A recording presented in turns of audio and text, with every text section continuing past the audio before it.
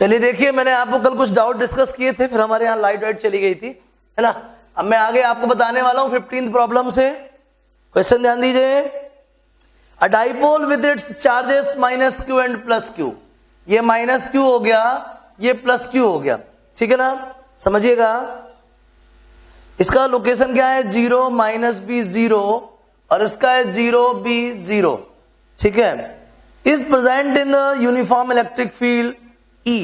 The equipotential surfaces of this field are planes parallel to the YZ planes. समझना बात को। अगर ये Y एक्सिस है, ये क्या है Y एक्सिस, तो ये क्या होगी Z एक्सिस, क्या होगी Z एक्सिस, ठीक है ना। तो ऐसा समझो, ये Z कैसा है मैं बताऊं आपको। ये Z समझ लो अंदर की तरफ है, मैं इधर पे ना क्या बना देना चाहता हूं, क्रॉस बना दिया। क्रॉस का मतलब होता है परपेंडिकुलर इनवर्ड, वेक्टर की लैंग्वेज में क्रॉस का मतलब क्या होता है, परपेंडिकुलर इनवर्ड। तो जो YZ प्लेन है ना वो ऐसा है, देखो ना, ये Y है, ये Y है और ये क्या है Z है। तो ये एक ऊपर एक नीचे ऐसे करके बहुत सारे क्या बन जाएंगे, इक्विपोटेंशियल सरफेसेस बन जाएंगे। लेकिन सारे के सारे इक्विपोटेंशियल सरफेस कैसे होंगे, पैरेलल टू YZ प्लेन। देखो ये Y हो गया और ये बाहर की तरफ क्या हो गया Z, ऐसे ही नीचे बनेंगे, ठीक है ना। तो ये कहलाएंगे इक्विपोटेंशियल सरफेस। आप खुद ही देख लो, अगर ये इक्विपोटेंशियल सरफेस है तो इलेक्ट्रिक फील्ड कहां होगा, परपेंडिकुलर टू इक्विपोटेंशियल सरफेस। समझते हैं कि नहीं। देखो ये Y एक्सिस है मान लो, क्योंकि इक्विपोटेंशियल सरफेस YZ प्लेन पे है, ऐसा क्वेश्चन में बोला है। तो ऑब्वियसली ये हो गया Y पे, है ना, और ये हो गया Y और ये हो गया Z, ये Z। तो ये क्या बन गया पूरा इक्यू। ये समझ लो, ये मेरा जो हाथ है ना, ये पाम, ये क्या है, ये हो गया इक्विपोटेंशियल सरफेस, जहां पे ये हो गया Y और ये हो गया Z, ये हो गया Y, ये क्या हो गया Z। ये भैया इक्विपोटेंशियल सरफेस है। हम बहुत बार चिल्ला चिल्ला के बता चुके हैं कि जो इलेक्ट्रिक फील्ड है that is always perpendicular to the equipotential surface. ये यार इलेक्ट्रिक फील्ड हो जाएगा। ये YZ प्लेन है तो इसको क्या बोलेंगे, एक्स एक्सिस। यार अगर ये YZ प्लेन है, ये Y ये Z, तो ये YZ प्लेन है तो इसको हम क्या बोलेंगे, एक्स एक्सिस। क्या बोलेंगे, एक्स एक्सिस। समझ में आ रहा है ना। और हमेशा इलेक्ट्रिक फील्ड प्लेन के इक्विपोटेंशियल सरफेस के परपेंडिकुलर होता है। तो इलेक्ट्रिक फील्ड कहां होगा, along x axis. Electric field कहां होगा बोलो, अलोंग एक्स एक्सिस। चलो बात करते हैं अपन डाइपोल मोमेंट की। डाइपोल मोमेंट का फॉर्मूला होता है Q इंटू 2A वेक्टर। समझ रहे हैं ना बात को। चलो देखो, अब ध्यान रखें, अपन P की बात करें, Q तो हो गया, तो ये जो इसकी लेंथ है ना डाइपोल की, ये कितनी है, 2B है। डाइपोल की लेंथ कितनी है बताओ, 2B। मैं जनरली डिस्टेंस अपन 2A लेते हैं ना, इसलिए मैंने वहां पे 2A लिखा है, ठीक है। चलो डाइपोल की लेंथ कितनी है, 2B। डाइपोल की लेंथ कितनी है, 2B। साथ ही साथ ये समझो कि किस डायरेक्शन में है, Y एक्सिस में। ये आ गया 2B J कैप। समझ में आ गया। तो डाइपोल कहां पे है, along the Y axis. Along the Y axis मतलब क्या, J कैप। तो डाइपोल मोमेंट कितना आ गया, Q into 2B J cap. क्या आ गया, Q into 2B J cap. चलो आगे बात करते हैं। अगर इलेक्ट्रिक फील्ड को E वेक्टर बोले तो क्या आएगा, magnitude of E I cap. क्योंकि मैं बता चुका हूं आपको, इक्विपोटेंशियल सरफेस YZ प्लेन पे है तो फील्ड कहां होगा, अलोंग एक्स एक्सिस। फील्ड कहां होगा, अलोंग एक्स एक्सिस। समझ में आ गया। हमेशा इलेक्ट्रिक फील्ड इक्विपोटेंशियल सरफेस के परपेंडिकुलर होता है। According to question, equipotential surface किधर पे है, YZ प्लेन पे, तो फील्ड कहां होगा, along the x axis. E I cap लिख दिया। चलिए आपने टॉर्क की बात करी, टॉर्क, क्वेश्चन में टॉर्क पूछ रहा है। टॉर्क क्या होता है बताइए, P क्रॉस E। समझ में आ गया। P कितना है बताओ, 2BQ J cap cross E कितना है बताओ, E I कैप। और J क्रॉस I क्या होता है, J क्रॉस I होता है माइनस K कैप। ये आ गया भैया टॉर्क। टॉर्क का मैग्नीट्यूड क्या होगा, टॉर्क का मैग्नीट्यूड होगा 2BQE। क्या आएगा, 2BQE। समझ में आ गया अच्छे से। क्या आएगा, 2BQE। तो टॉर्क आ गया, क्लियर हो गया। चलिए नोट कर लीजिए 15th को। फील्ड की डायरेक्शन कहां होगी, अलोंग द एक्स एक्सिस। समझ गए क्यों, क्योंकि equipotential surface parallel to the YZ plane है and we know that the electric field always perpendicular और normal to the equipotential surface. मतलब YZ के परपेंडिकुलर कौन, X एक्सिस। समझ आ गया सबको बढ़िया से, चलिए नोट करिएगा। अब next question 16, a cube of side B has a charge Q at each of its vertices. Determine the potential and electric field due to this charge array at the center of the cube. बेटा इसको चलिए ध्यान दीजिए, question समझिएगा, बहुत ही अच्छा question है। अ cube side has, अच्छा क्यू चार्ज है इस पे, अरे यार तो बढ़िया है, ये तो बड़ा सिंपल है। देखो ये मैंने क्यूब बना दिया, ये क्यूब है,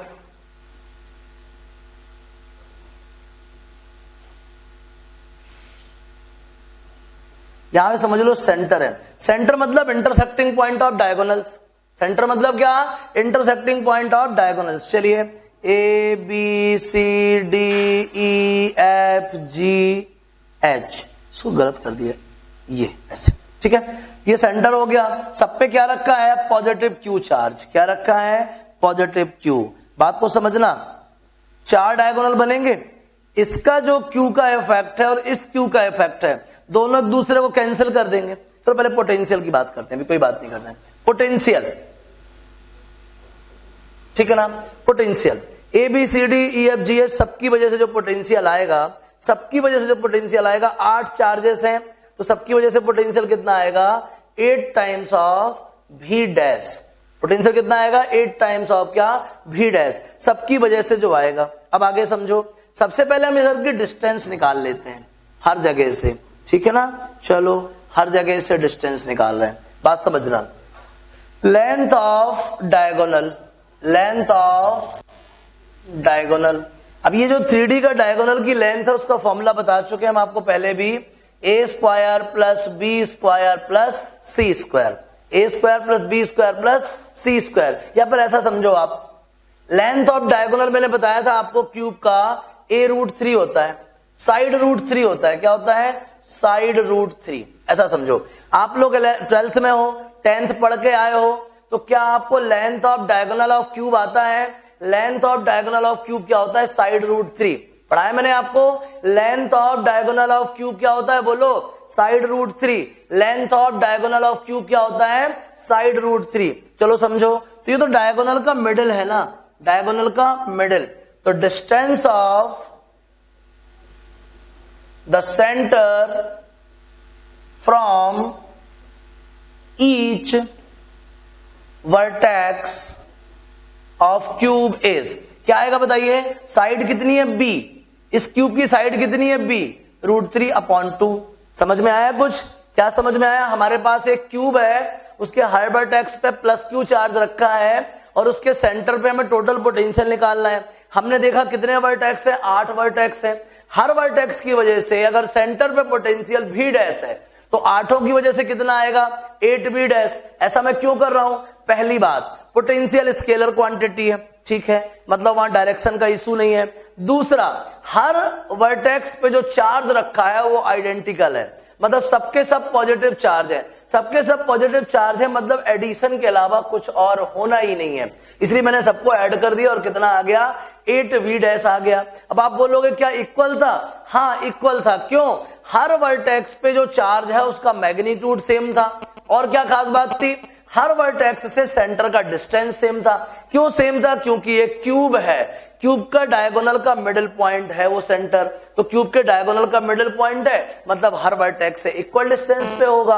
आगे समझो, हमको क्यूब के डायगोनल का लेंथ आता है साइड √3, साइड कितनी इसकी b√3 हो गई, तो हर वर्टेक्स से सेंटर का डिस्टेंस क्या होगा, b√3/2। चलो v डैश का वैल्यू फाइंड करते हैं। फॉर्मूला क्या होता है, k q, r की वैल्यू कितनी है भैया, b√3/2, मतलब 2kq/b√3। तो टोटल कितना आएगा बताइए, 8 times of v dash, 8 into 2kq/b√3 क्या आएगा, 16kq/b√3। k तो आप जानते ही हो ना, क्या होता है k होता है 1/4πε0 या फिर 9 इंटू 10⁹ समझ आ गया।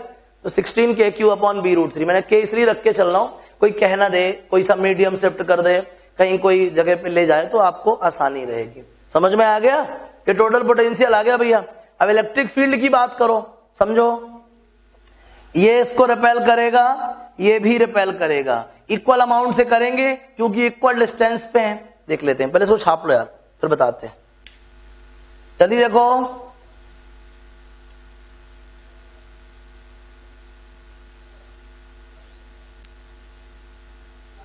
बताएं,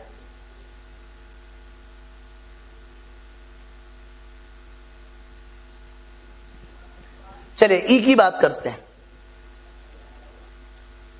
अब मान लो ए पे चार्ज है Q और ए से इधर की डिस्टेंस है R, तो ई ए कितना होगा, KQ अपॉन R स्क्वायर। इसके सामने C है, मान लो C है थोड़ी देर के लिए, ए का जस्ट अपोजिट अपन जनरली C को मानते हैं, जस्ट अपोजिट, डायगोनली अपोजिट। मान लो C है, C पे भी चार्ज कितना है, Q है, और देखो ये डायगोनल का मिडिल पॉइंट है, तो डायगोनल के एक एंड से इसका डिस्टेंस अगर R है तो डायगोनल के दूसरे एंड से भी इसका डिस्टेंस क्या होगा, R, क्योंकि ये क्या डायगोनल का मिडिल पॉइंट है, तो डायगोनल के एंड्स से इसका डिस्टेंस तो बराबर रहेगा ना, वो भी R होगा। देखिए ध्यान से आप, EA और EC बराबर है, EA रिपेल करेगा इस तरफ और EC रिपेल करेगा इस तरफ, दोनों अपोजिट है, तो E नेट एट सेंटर कितना आएगा, 0। क्यों, EA को EC कैंसिल कर देगा, EB को ED कैंसिल कर देगा, और ऐसे चारों पेयर जो है एक दूसरे को कैंसिल कर देंगे, और सेंटर पे टोटल इलेक्ट्रिक फील्ड कितना आ जाएगा, 0 आ जाएगा, क्योंकि इलेक्ट्रिक फील्ड कैसी क्वांटिटी है, वेक्टर क्वांटिटी है। आ गया समझ में? चलो आगे देखो। अब इसके बाद problem number 17, derive the expression for the potential due to the electric dipole at point on its axial। ठीक है यार, आपका मन है, कुछ लोगों ने ये डाउट भी पूछा था इसलिए बता देता हूं। बहुत ही सिंपल बात है, ये मेरे पास डाइपोल है ए बी, ये माइनस क्यू है और ये प्लस क्यू है, ये मिडल है, ये डिस्टेंस ए है और ये डिस्टेंस भी ए है। डाइपोल से आर डिस्टेंस पे, डाइपोल की ही एक्सेस पे, देखना ये डाइपोल की ही तो एक्सेस थी, डाइपोल के मिडल से आर डिस्टेंस पे, डाइपोल की ही एक्सेस पे, तभी तो वो एक्सियल कहलाएगा। डाइपोल की ही एक्सेस पे एक पॉइंट P है, आप इस P पॉइंट पे इस डाइपोल की वजह से पोटेंशियल निकालो। चलो, let VA be the potential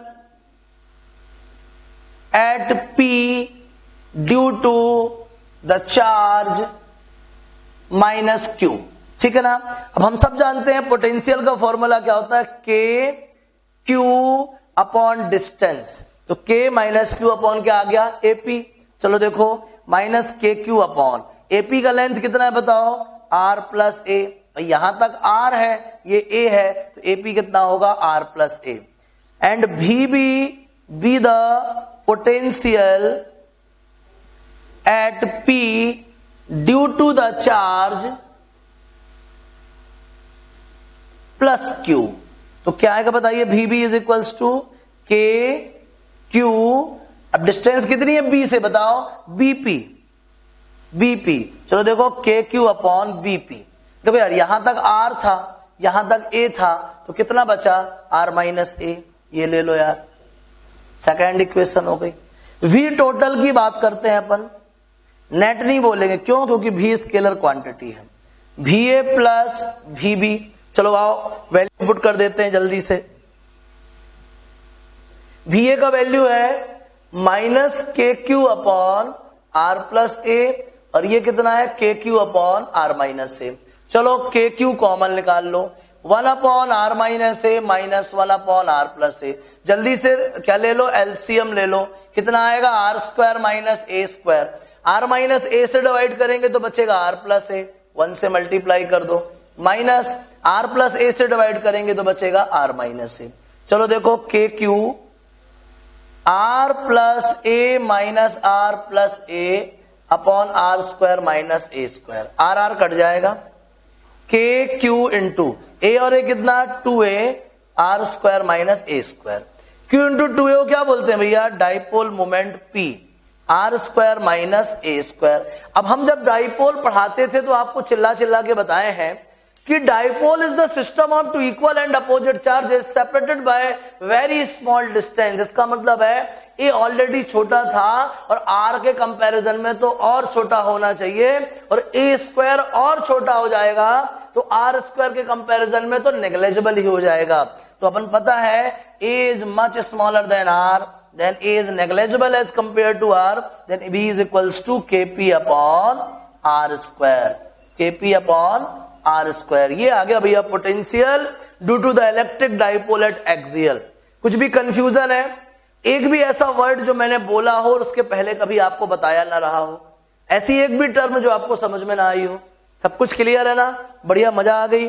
चलो छाप लो इसको जल्दी से, फिर नेक्स्ट बात करते हैं। छापो जल्दी, फुर्ती से छापो। चलो अगला क्वेश्चन, बहुत इजी है भैया, बहुत इजी। छापने के काम में देरी नहीं किया करो, पॉज करके फटाक से छाप लिया करो, फिर डिस्कस किया करो। सीट्स भेजता रहता हूं मैं ताकि आप अपने आप को क्या कर सको, एग्जामाइन कर सको, पता लगा सको कि आप में क्या क्षमता है, आप कहां पहुंच चुके हो, आ रहा है कि नहीं आ रहा है ना? समझना। 17 के दूसरे में कहता है depict the equipotential surface due to an dipole. यार ये डाइपोल है, अब इसका इक्विपोटेंशियल सरफेस क्या होगा? इसका इक्विपोटेंशियल सरफेस होगा, ये फील्ड हो गया मान लो जो भी करके, इसका इक्विपोटेंशियल है, समझो यार ये डाइपोल है माइनस क्यू प्लस क्यू, ठीक है ना? इन कुछ फिक्स पोजीशंस पे, फिक्स पॉइंट्स पे क्या है, इसका पोटेंशियल क्या है, सेम है, ठीक है ना?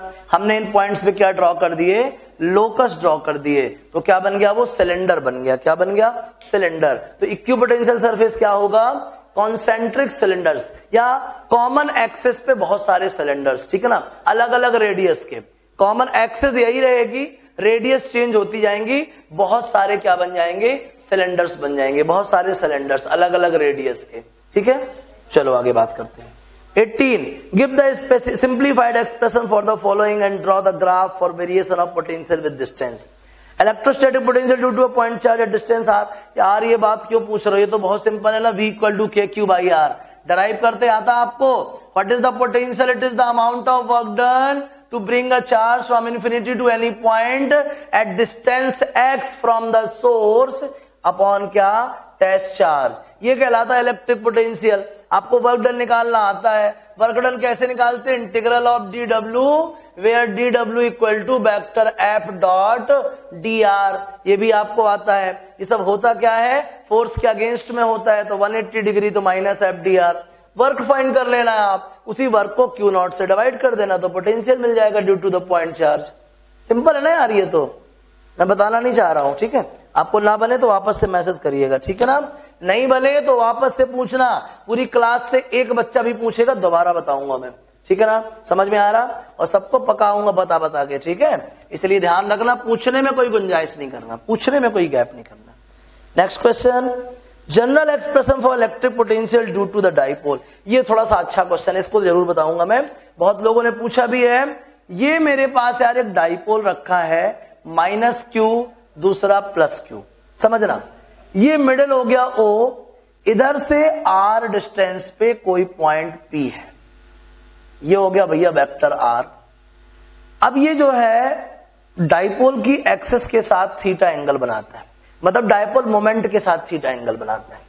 मान लो माइनस क्यू से इसका डिस्टेंस कितना है, R1 है, प्लस क्यू से कितना है, R2 है।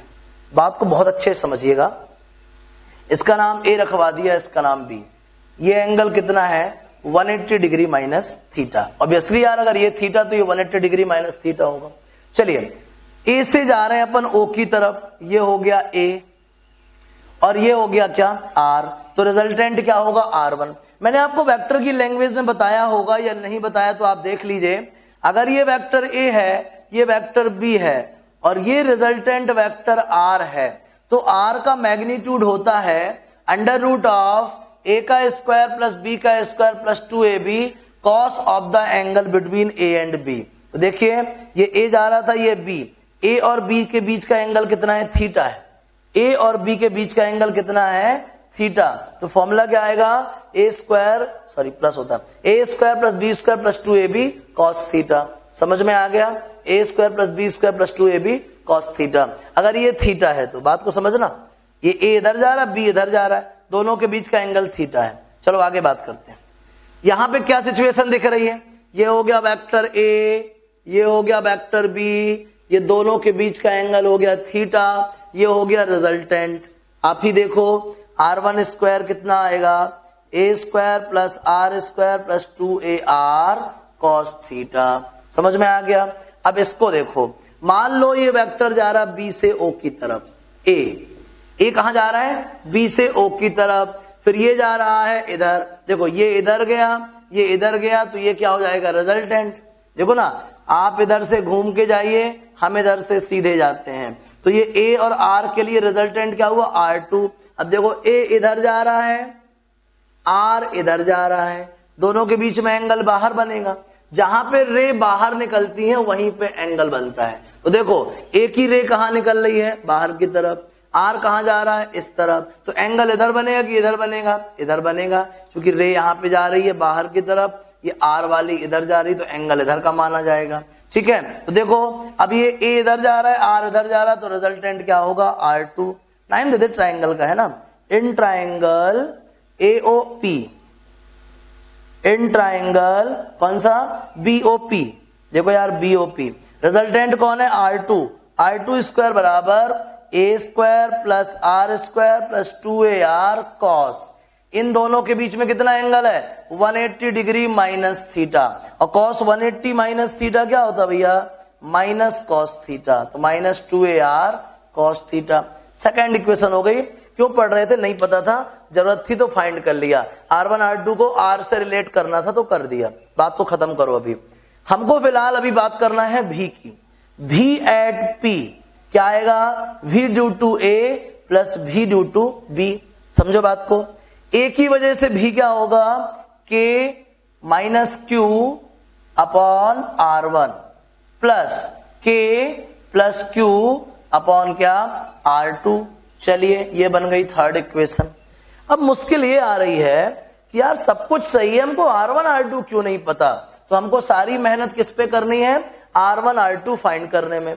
चलो देखो इसको ध्यान से, मैं ना इधर से a स्क्वायर कॉमन ले लेता हूं, चलो R स्क्वायर कॉमन ले लेता हूं, तो R स्क्वायर कॉमन ले लिया, इधर क्या बचेगा, a square upon R square plus 1 plus 2a upon R cos theta.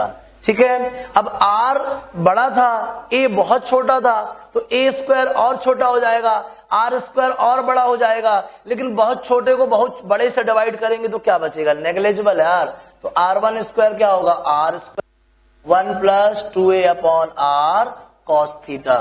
चलो स्क्वायर हटेगा तो रूट लग जाएगा, R 1 plus 2a upon R cos theta की पावर हाफ। ठीक है, अपन को चाहिए 1/R1, तो 1/R1 क्या आएगा भैया, 1/R 1 plus 2a upon R cos theta की पावर माइनस हाफ। रेसिप्रोकल करते हैं तो पॉजिटिव पावर क्या बन जाती है, नेगेटिव बन जाती है, ये पावर क्या हो गई, नेगेटिव हो गई, तो 1/R1 इज इक्वल्स टू आ गया 1/R 1 plus 2a upon R into minus half cos theta. आप सोच रहे हो कि सर ये कहां से नाटक कर दिया आपने, देखो यार 1 माइनस क्या आ गया, a upon R cos theta, इसका नाम रखवाते हैं फोर्थ नंबर। आपने एक थ्योरम सुना था, a plus X whole power n क्या होता है, a प्लस एन एक्स, कब, जब x बहुत छोटा हो a से। सुना था ना बाइनोमियल थ्योरम, 11वीं क्लास में भी सुना था। क्या सुना था, a plus X whole power n strictly approx to क्या हो जाएगा, a प्लस एन एक्स, कब, जब x बहुत छोटा होगा किससे, a से। समझ में आ गया। तो मैंने ना इधर पे a plus X whole power n का फॉर्मूला लगा दिया, a प्लस एन एक्स। ठीक है, ये आ गया, जब 1 अपॉन R1 ये आ गया। अब देखो R1 स्क्वायर R2 स्क्वायर में मेजर डिफरेंस, a की जगह a, r की जगह r, प्लस की जगह प्लस नहीं, प्लस की जगह प्लस नहीं है। ध्यान से देखो इस दोनों में मेजर डिफरेंस क्या है, R1 square R2 square, a की जगह a, r की जगह r, 2ar की जगह 2ar, cos थीटा की जगह cos थीटा, बस यहां प्लस की जगह माइनस, यहां प्लस की जगह क्या, माइनस। जब अपन 1 अपॉन R2 फाइंड करेंगे तो यहां माइनस की जगह क्या मिल जाएगा, प्लस। अभी आप करोगे, मैंने तो नहीं करा, जगह नहीं है और टाइम भी वेस्ट नहीं करना। जैसे मैंने R1 स्क्वायर के साथ किया ना, वैसे ही आपको R2 स्क्वायर के साथ भी करना है। चलो आ जाओ भी टोटल में, V टोटल, इस दोनों में कॉमन क्या भैया, KQ, अंदर क्या मिलेगा 1/R2 माइनस 1/R1। लो यार चलो वैल्यू पुट कर दो फटाक से, कॉमन क्या है बताओ, KQ 1/R2 माइनस 1/R1, यही पुट कर देते हैं यार।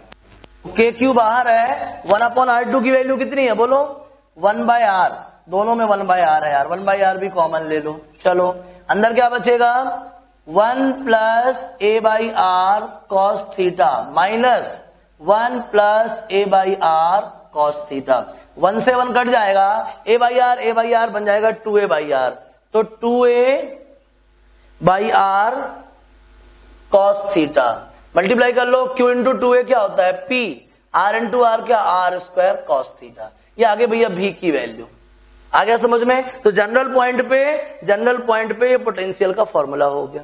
क्या मुश्किल थी बताओ, कुछ कठिन है क्या, कितना आराम से कितना बढ़िया बताया मैंने आपको, समझ में आ गया, पक्का क्लियर हो गया, छाप लीजिए। कुछ भी डाउट आए ना कॉल कर लेना आप, एक को भी डाउट आए तुरंत कॉल करना, तुरंत बताऊंगा मैं, बिल्कुल संकोच की बात नहीं है। समझ में आ गया सबको, छाप लीजिए जल्दी से, फिर और डाउट्स बताते हैं, छापिए।